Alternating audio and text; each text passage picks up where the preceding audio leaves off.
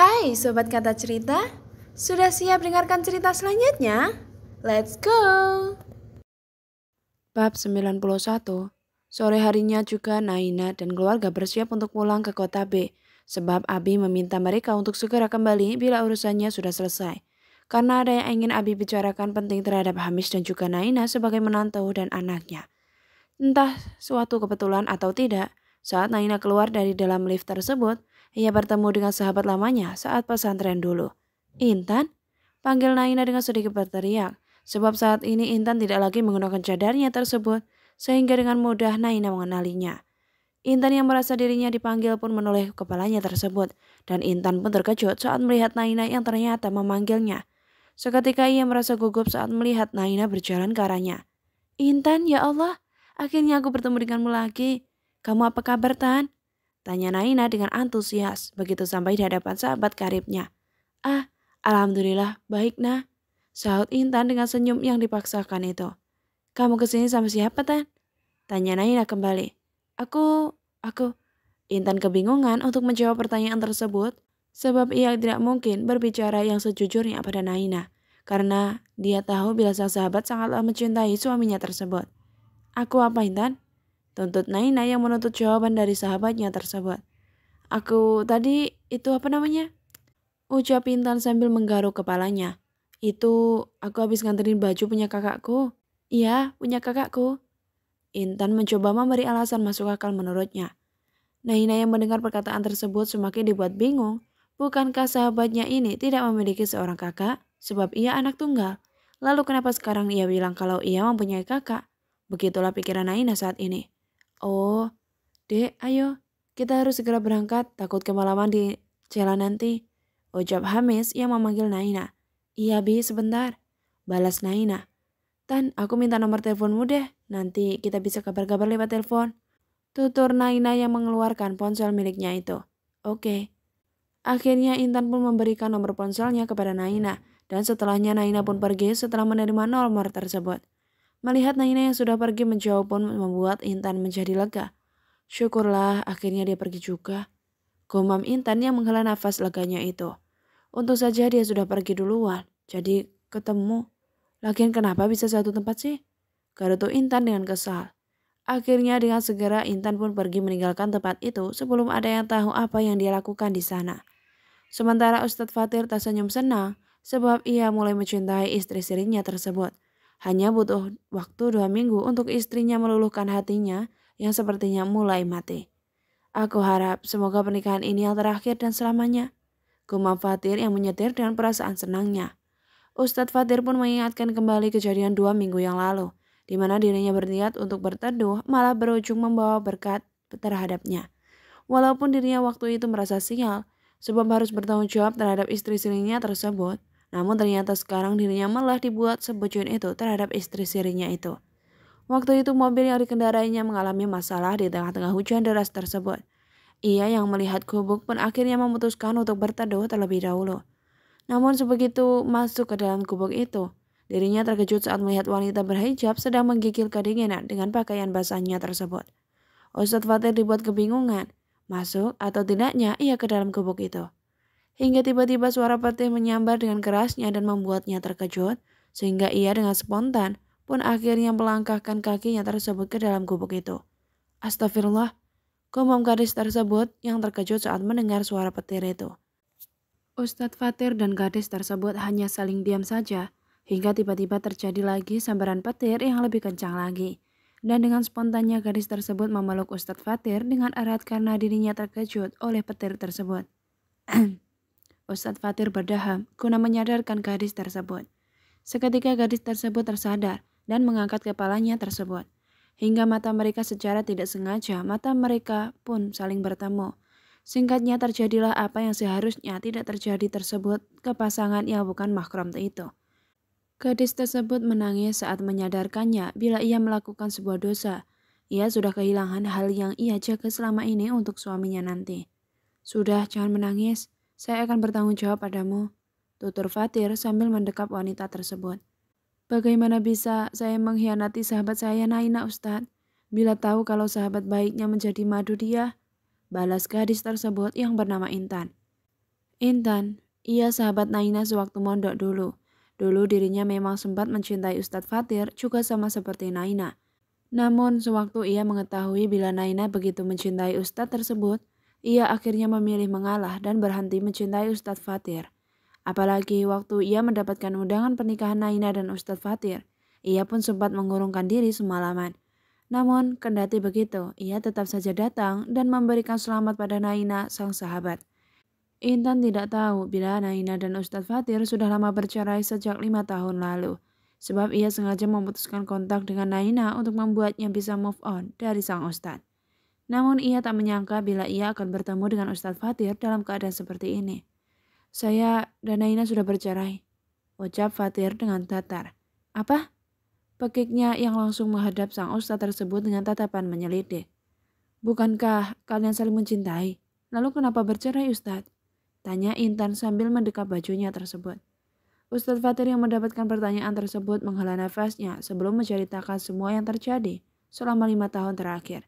Bahkan ia juga menceritakan tentang pernikahannya dengan Salwa tanpa didasari cinta. Dia yang kalut saat mengetahui bila Salwa hamil pun pergi dari rumah, namun dirinya malah terjebak di sini bersama mantan santrinya. Dan yang lebih gila lagi, ia melakukan hal terlarang ini. Tapi bagaimana bisa saya menikah dengan Ustadz? Ucap Intan dengan pasrah saja. Saya akan tetap menikahi kamu dengan ataupun tidak persetujuan Salwa. Untuk sementara kita nikah siri dulu. Jelas Fatir pada Intan sambil membelai rambut panjang milik Intan tersebut. Kamu percayakan dengan saya? Ucap Fatir yang menatap sendu ke arah Intan. Dengan patuhnya Intan pun menganggukkan kepalanya tersebut. Ustadz Fatir pun tersenyum saat melihat anggukan tersebut. Dan dengan perlahan ia pun mulai mendekatkan wajahnya lagi ke arah Intan. Dan akhirnya terjadilah hubungan terlarang tersebut untuk kedua kalinya. Keesokan paginya mereka berdua menuju rumah Intan setelah membenarkan mobil milik Ustadz Fatir yang mogok itu. Mereka pun akhirnya menikah siri atas persetujuan orang tua Intan. Namun wali nikah Intan terpaksa dialihkan ke Ustadz yang menikahkan mereka. Sebab ayah Intan sudah meninggal 2 tahun lalu karena sakit kronisnya itu. Akhirnya selama 10 hari Ustadz Fatir menginap di rumah Intan dengan status suaminya. Hingga tiba-tiba ia rasa sudah cukup waktunya untuk pulang ke kota M dengan berat hati. Sayang, Mas harus pulang dulu besok, beritahu Fatir pada Intan kala malam itu. Kenapa mendadak sekali sih? Protes Intan dengan cemberut. Mau gimana lagi, kamu kan udah tahu kalau aku punya istri lain saat ini. Balasnya sambil membelai rambut Intan di dalam dekapannya. Intan yang mendengar itu pun akhirnya hanya bisa menghela nafas. Ia lupa bila suaminya ini bukan hanya milik dirinya saja. Tapi bukannya kamu bilang kamu nggak mencintainya? Ucap Intan. Iya benar. Saud Fatir yang masih asik memainkan rambut sang istri sirinya itu. Terus kenapa kamu begitu peduli padanya? Padahal dia saat ini sedang hamil anak orang lain. Tutur Intan yang memeluk suaminya lebih erat. Seakan-akan ia tidak ingin suaminya itu pergi barang semenit pun. Benar. Tapi aku nggak bisa lepas dari amanah begitu saja bukan? Setidaknya sampai aku bisa menemukan siapa ayah dari anak itu, baru aku bisa menceraikannya. Jelas Fatir dengan tangan mulai menggerakkan akal itu. Akhirnya Naina sekeluarga sampai juga di kota B sekitar jam 10 malam. Bu Umayyah berniat menggendong cucunya tersebut untuk dibawa ke kamarnya. Namun Hamis melarangnya dan dia akan gendong Amar. Mana mungkin Hamis tega membiarkan mertuanya yang sudah mulai tua tersebut menggendong tubuh Amar yang lumayan gembul itu. Ia malah takut kalau Bu Umayyah terkena encok gara-gara menggendong Amar. Setelah mengantar Amar ke dalam kamar Bu Umayyah, Hamis pun berlalu dari kamar tamu tersebut guna kembali ke kamar sendiri bersama sang istri. Ia ingin cepat-cepat mandi dan beristirahat saat ini. Ia merasa lelah sekali hari ini, mungkin karena perjalanan mereka yang cukup menyita waktu di jalan dan kurangnya istirahat. Bi, airnya sudah siap. Ucap Naina begitu melihat Hamis masuk ke dalam kamar milik mereka. Kamu udah mandi, Dek? Tanya Hamis. Iya, Bi, soalnya nggak betah aku. Sahut Naina sambil cengengesan tersebut. Kenapa nggak nungguin habis sih? Kan kita bisa mandi bareng. Tuturnya dengan kesal. Elah, kalau mandi bareng ujung-ujungnya bakal lama. Sahut Naina dengan datar. Kamu kayak udah tahu aja ya. Sahut Hamis dengan senyum menawannya itu. Sudah sana, buru mandi, nanti airnya keburu dingin. Titah Naina yang menghibaskan tangannya itu. 2,000 years later. Bab 92. Keesokan paginya setelah sholat subuh, Hamis, Naina, serta Usman dan istrinya dikumpulkan oleh Abi di ruang tamu tersebut. Ada sesuatu yang ingin Abi sampaikan terhadap anak dan menantunya itu, sehingga ia meminta mereka untuk segera menemuinya selepas sholat subuh selesai. Ada apa, Bi? Tanya Usman yang mewakili semua orang. Kenapa manggil kita semua untuk segera berkumpul? Tambahnya lagi, nggak ada? Emang nggak boleh ya kalau Abi ingin kumpul dengan kalian? Tutur Pak Yai tersebut dengan senyum tipisnya itu. Ya boleh sih, tapi tumben aja gitu. Saud Hamis yang sedikit merasa heran. Sudah, sini duduk. Ada yang ingin Abi bicarakan pada kalian semua. Titahnya yang menepuk kedua sisinya yang kosong.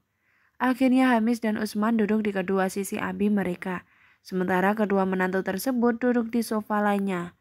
Jadi gini, Abi memulai membicarakan apa yang sudah mereka sepakati sewaktu Hamis ingin pergi ke Madinah untuk belajar dan juga bekerja di sana.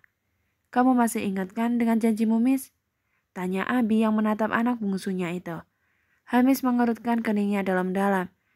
Saat mendapatkan pertanyaan tersebut, ia mencoba menggali ingatannya untuk menemukan apa yang dimaksud oleh abinya itu. Tak berapa lama Hamis pun mengingatkan apa yang dimaksud oleh abinya itu. Abi yang melihat wajah anaknya itu seketika tersenyum, sebab ia tahu bila anaknya itu pasti sudah mengingatnya. Udah ingat sekarang, Miss? Tanya Abi lagi. Udah, Bi. Sahut Hamis. Jadi gimana keputusan kalian? Insya Allah Abi manut sama kalian saja.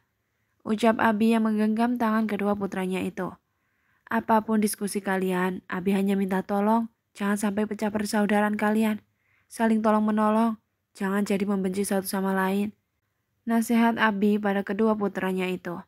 Insya Allah Abi, kita nggak akan pecah, apalagi masalah warisan. Ucap Usman yang mewakili saudaranya itu. Benar Abi, Mas juga sudah bilang kalau dia hanya membantu saja. Mas lebih suka berkebun saja sama kakak ipar. Timpal Hamis yang menepuk pelan tangan abinya tersebut dengan sayang. Alhamdulillah kalau kayak begitu. Jadi finalnya Hamis dan Naina yang akan menggantikan posisi Abi dan juga mengurus pesantren ini. Tanya Abi sekali lagi. Iya Bi. Sahut Usman.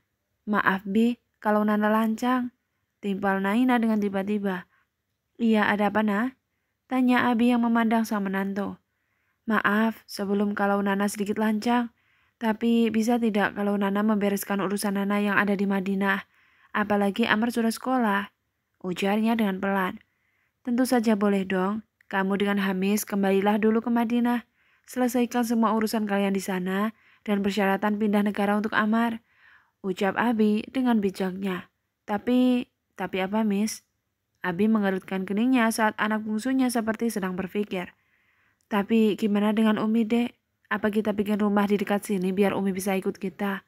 Kan hanya kita satu-satunya keluarga Umi saat ini. Ucap Hamis yang ternyata kepikiran tentang Bu Umayyah tersebut. Umi biar di Madinah saja. Biar bisa bantu Mima ngurus baby girlnya itu. Sahut Bu Umayyah dari arah belakang sambil membawa pisang goreng yang ia bikin. Silahkan dinikmati, cocok untuk cuaca yang dingin pagi ini. Imbuhnya lagi dan setelahnya berlalu dari sana. Sambil tangannya mengelus pucuk kepala anak perempuannya itu dengan sayang.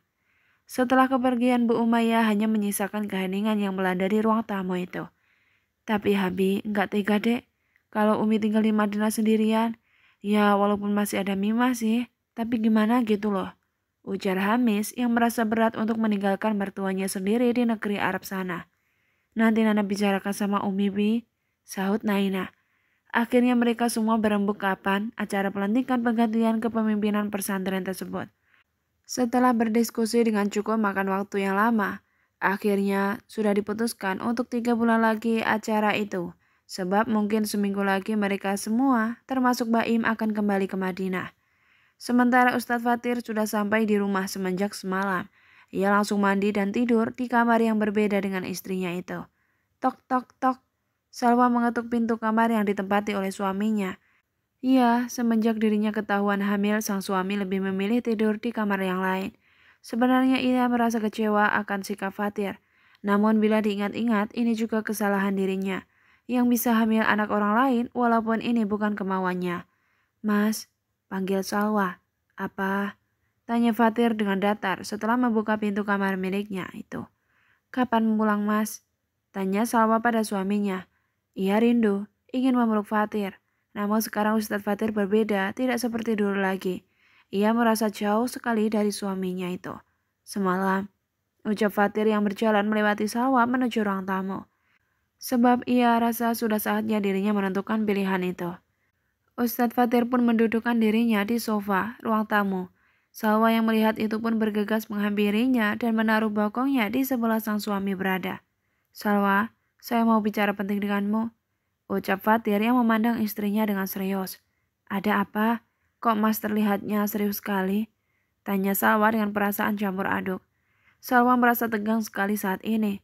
Entah kenapa Salwa merasa ada sesuatu yang membuatnya tidak nyaman. Ia pun duduk dengan gelisah. Mari bercerai, ucap Fatir dengan jelas, singkat dan padat. Dek.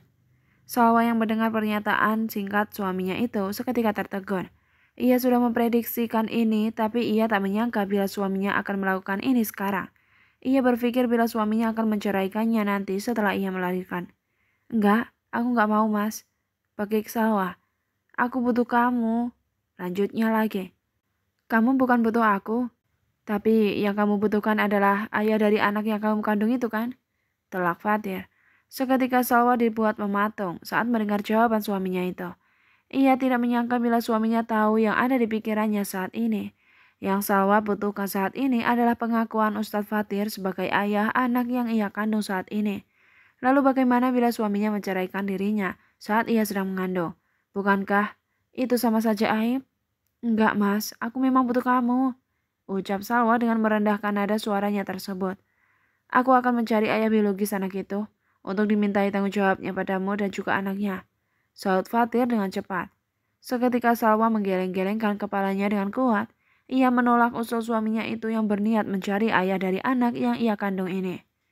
Dan lagi aku sudah melakukan balas budi tersebut kepada keluargamu dengan menikahimu serta mengelola pondok ini.